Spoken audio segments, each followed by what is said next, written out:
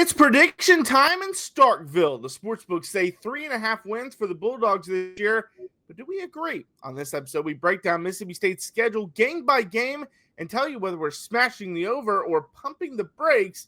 And will Jeff Lebby's squad surprise the SEC, or is a rebuild ongoing?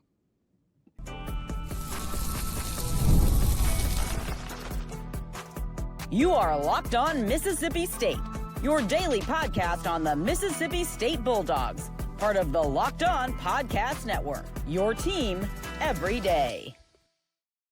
Well, thanks for making Locked On Mississippi State your first listen every single day, part of the Locked On Podcast Network, your team every day. My name is Jaron Spor. I'm a national college football writer at Athlon Sports. That's Landon McBride. We've got more football news for you today.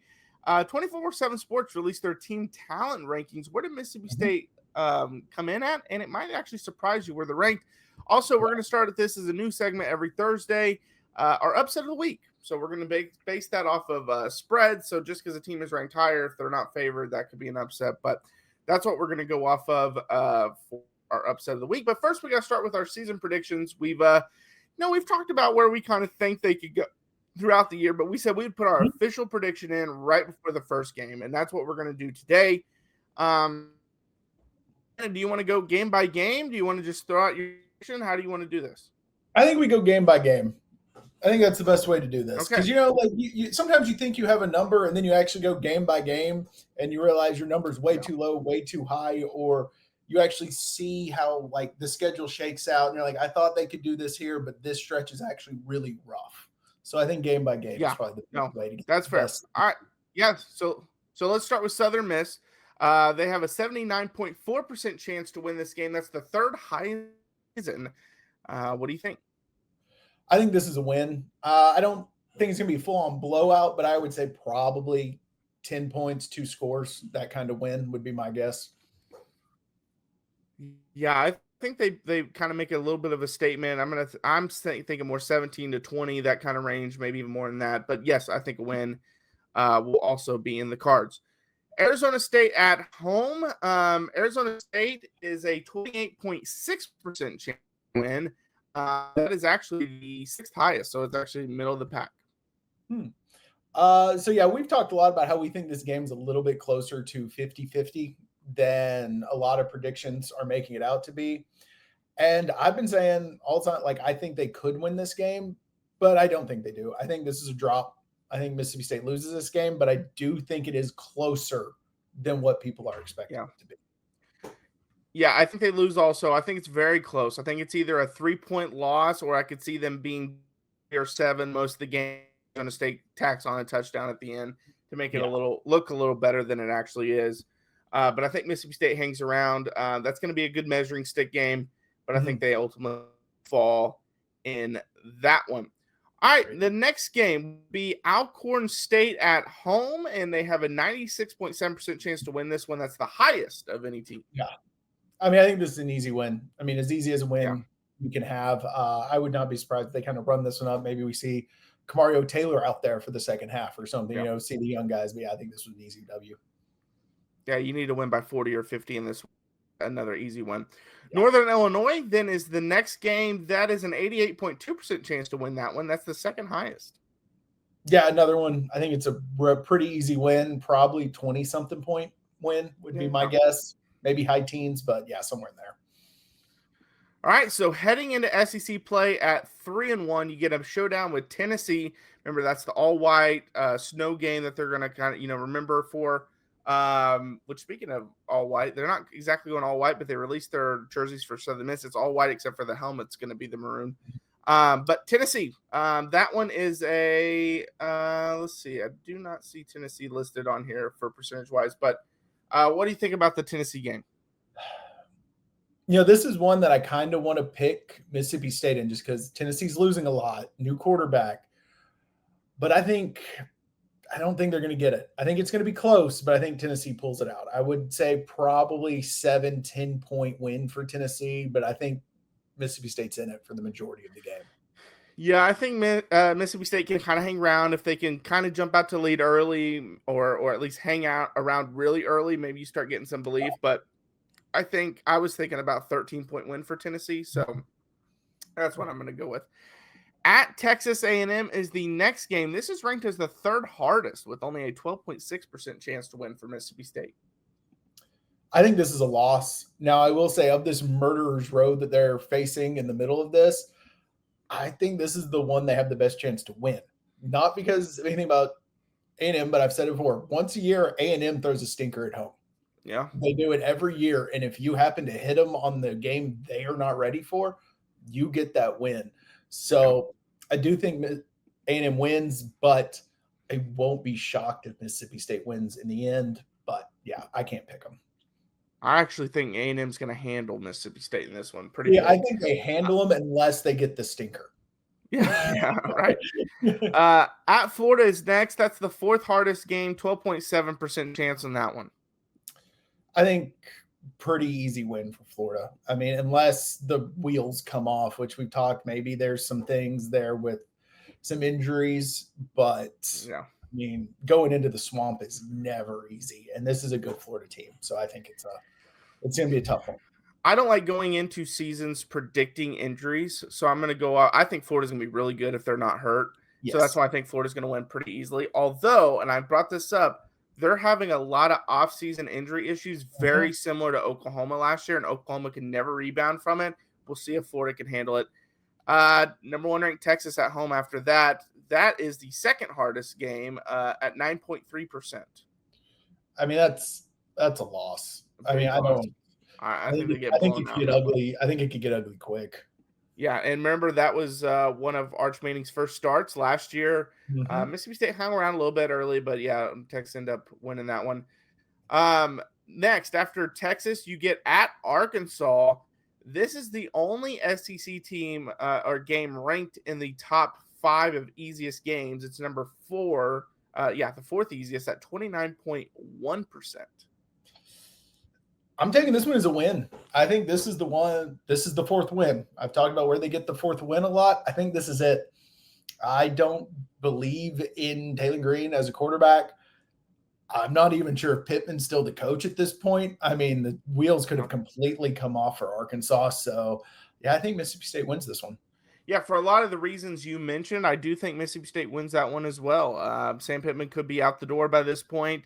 Bobby Petrino got that offense from like 100-something to top 10 last year, so I'm interested to see what they end up doing this year in his second season. But I think Mississippi State's going to be able to win that one and kind of stun the Razorbacks. Georgia at home, that's ranked as Georgia at home, that's ranked as the toughest game on the schedule. 8.7% chance to win that one. I think this is another one that could get ugly fast. Yeah, another blowout. Georgia's a very talented team. I mean, there's not a lot to say about that one. Maybe we have more to say when it's game week, but right now it's looking bleak.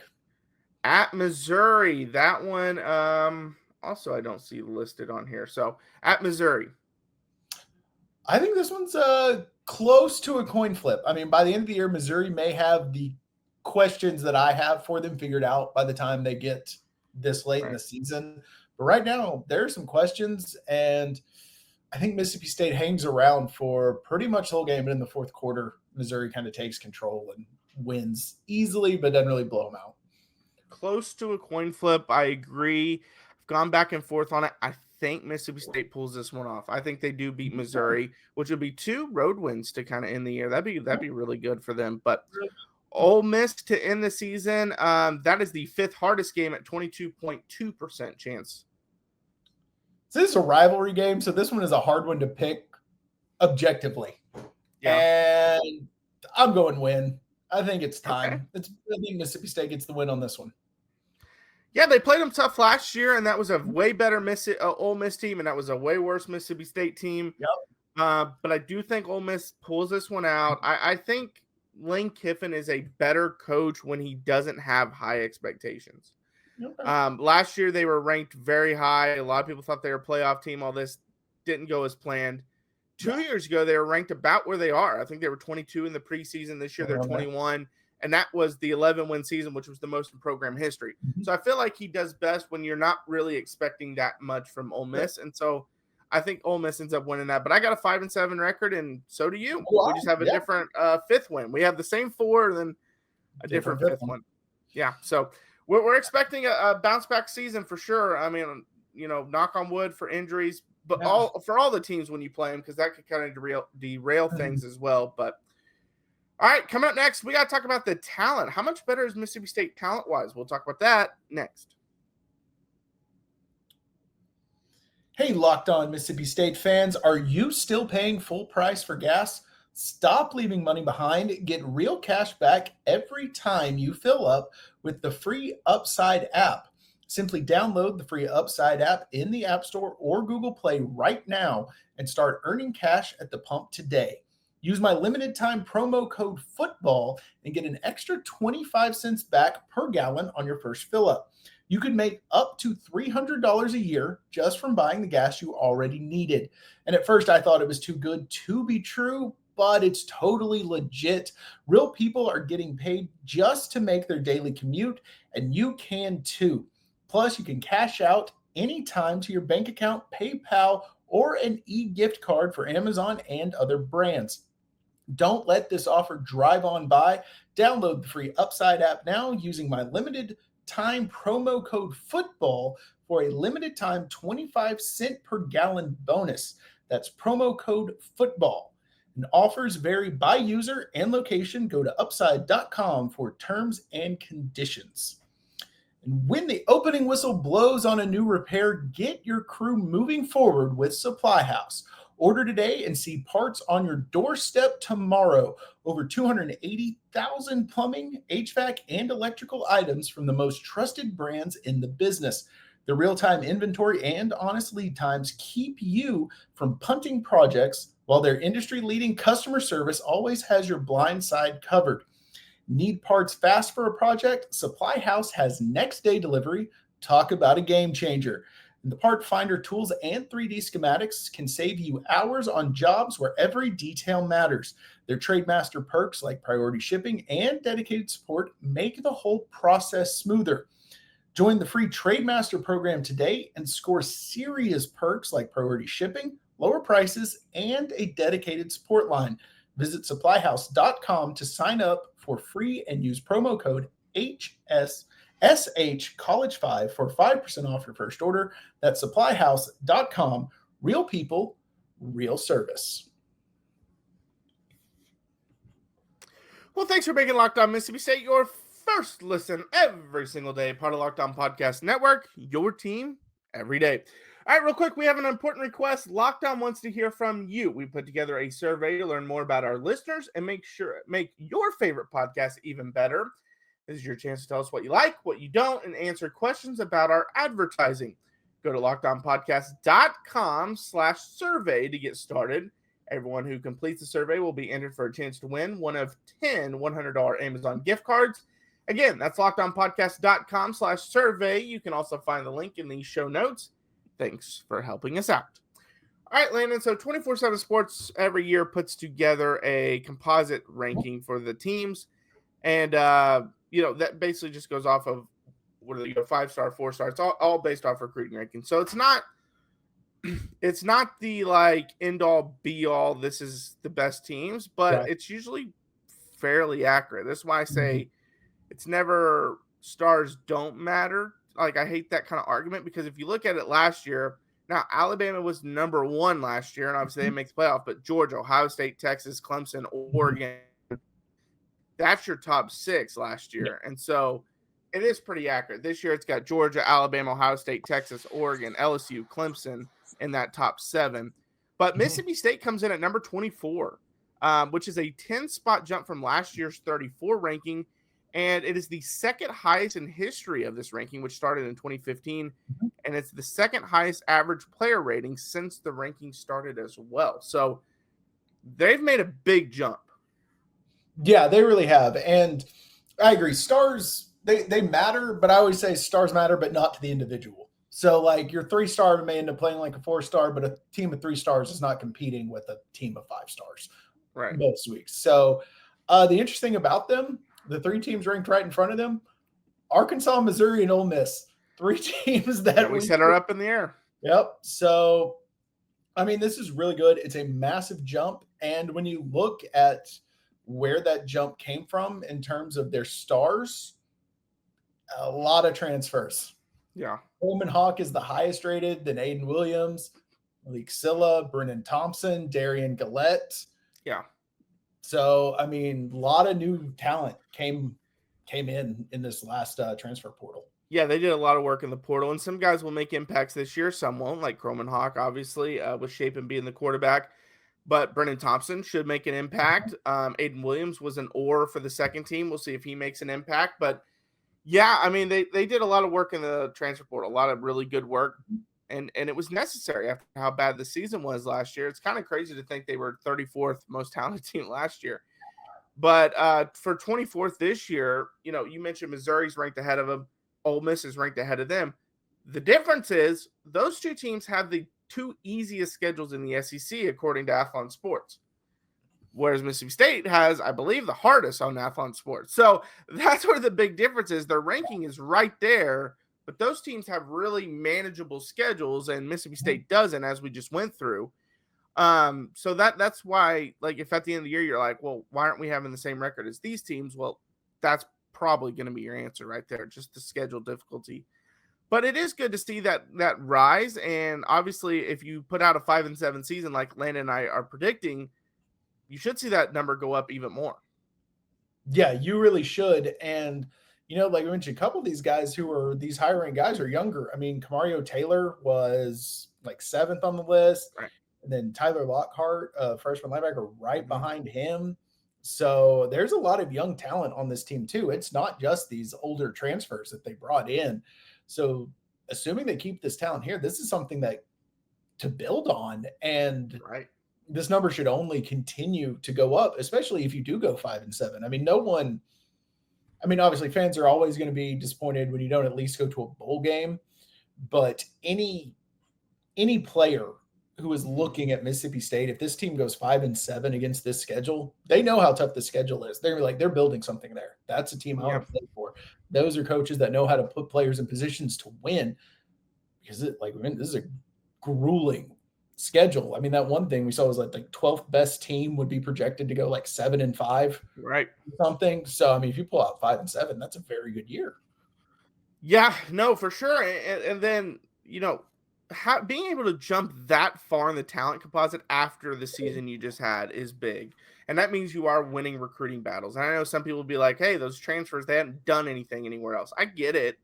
But they obviously are talented players. And then they just need that coaching staff to get that out of them. And sometimes it doesn't matter the player or the coach or whatever. You just can't get it out of them. Like, it just not consistently. That stuff happens sometimes. But no, I mean, I think that should excite Mississippi State fans. Maybe not for this year, just because, again, how difficult the schedule is. But that should excite you that people are listening to what Lebby and his coaching staff are offering and what they're preaching. And that because of that, they're wanting to jump on board the Mississippi State train without seeing the results. And that's massive when it comes to being able to build a team when you are a new coaching staff and a new head coach. Like, he's obviously never been a head coach before. So you can't point back and see, well, you see what I did at this school.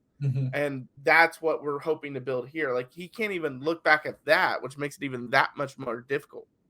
Yeah, and we've talked about it a lot, how it's clear with the transfer portal and these recruits that he's been able to bring in. This coaching staff is very good at building relationships.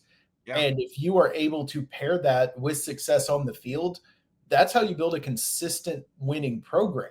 Right. And we're seeing the first part of that. Now, we may not see the winning too much this year, as we mentioned, but hey, if you're able to make that kind of jump after that, any improvement with a decent amount of those guys able to come back, you could continue to see jumps. And yeah, sometimes you just get beat out too. I mean, these are very highly rated guys, but they went to programs that bring in 5 stars like nobody's business, most of them. So they might have just had too many people there, and they were like, I want to play more.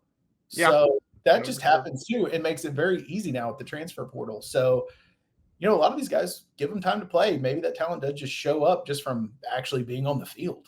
Yeah, and like Croman Hawk's situation, highly recruited quarterback, was a disaster of a situation last year at Florida State. They fired their offense coordinator, fired their defensive coordinator, and maybe he just needed a change of scenery. Obviously, with Gus Malzahn coming in, he doesn't really fit that system as well. And then obviously they brought in Castellanos, so they were going in a different direction as well. But all right, coming up next, Landon and I will reveal our upset of the week. Don't go anywhere. Well, college football is back, and I couldn't be more excited. The tailgates, the rivalries, the energy in the stands, there's just nothing like it. But let's be real, actually getting tickets can feel like more of a battle than the game itself. Endless queues, hidden fees, prices jumping at checkout. That's why I use Game Time, the app that gives the advantage back to the fans. It's the easiest way to score last-minute tickets at the best prices with no surprise fees. What you see is what you pay. I pulled up Game Time, and in just a couple taps, I saw amazing deals. I'm talking about your favorite college football games as low as $25.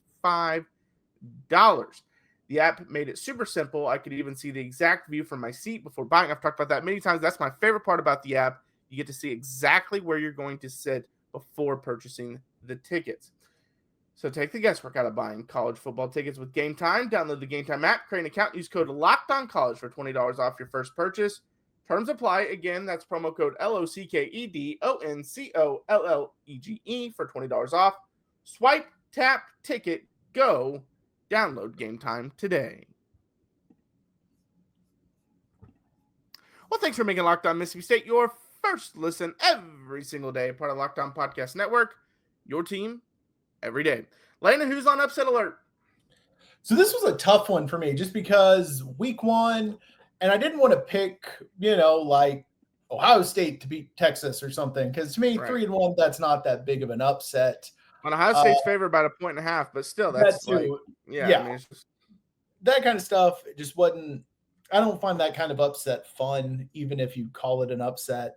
So I'm going with Syracuse over Tennessee. I think that's an upset. I looked at that one. I like that was one. I looked at Battle of Oranges. 13.5 is crazy. That's a crazy line to me. It really is. I mean, I guess they are just really banking on that Rocky Top atmosphere to derail Syracuse. Well, that one in Atlanta?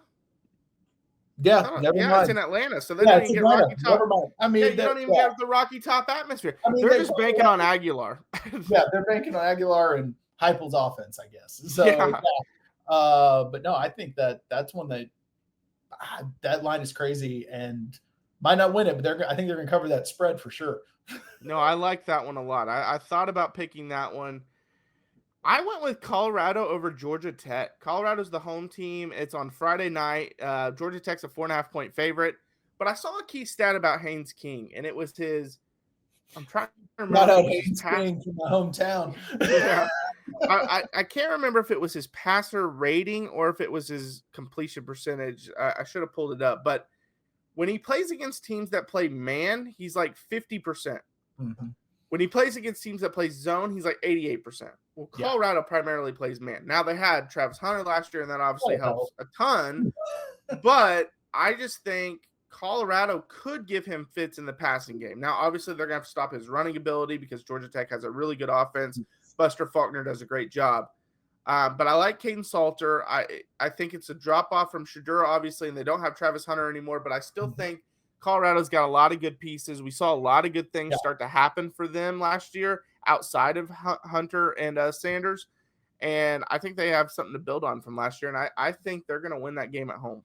Yeah, that's a good one. I like that one. I like to see, Colorado's just a fun team to watch now with everything Coach Prime's doing in Boulder. So it'll be interesting to see what happens. I got a little bit of riding on that Georgia Tech offense, though. I drafted their running back in my fantasy league. So hopefully they don't shut him down too much. But one I have an eye on. I'm not picking an upset, but I have an eye on that Alabama-Florida State game because I want to see if Florida State's back. Like, was last year a fluke? The 2-10, was that a fluke, or are they back to the 10+ win seasons they had the 2 years before? Yeah. And then with Alabama, I want to see also, was last year a fluke, or is that the Kalen DeBoer era? So I think we'll learn a lot from that game. So I'm actually a lot of people are talking about all the ranked matchups, which there's Ohio State, Texas, Clemson, LSU, Notre Dame, Miami. There's a lot of good ones. Not enough people are talking about the Alabama-Florida State game. I think that one could be a good one. Alabama could just blow them out, and that would be massive for my thoughts on Alabama this year. And for a lot of people. That would put a lot of things to bed, I think. Yeah, it would. Or it could just say a lot about Florida State and how it Could be. last year was not a fluke. So, but that's one to have a lot of eyes on it. Just seeing. And can LSU get its first opening game win since 2019? Crazy that they haven't won an opening game. I heard that the other day. Did not believe it. Yeah. So we'll see. All right, it's another big moment on Locked On College Football fans. Locked On and Fire TV present College Football Kickoff, your ultimate college football weekly preview. Drake Toll of Locked On Big 12 leads the conversation alongside two-time AP Coach of the Year, Gary Patterson, former college star Jesse Holley, and Locked On's local experts. College football preview only Locked On can do. Catch College Football Kickoff every Thursday throughout the season, only on Fire TV.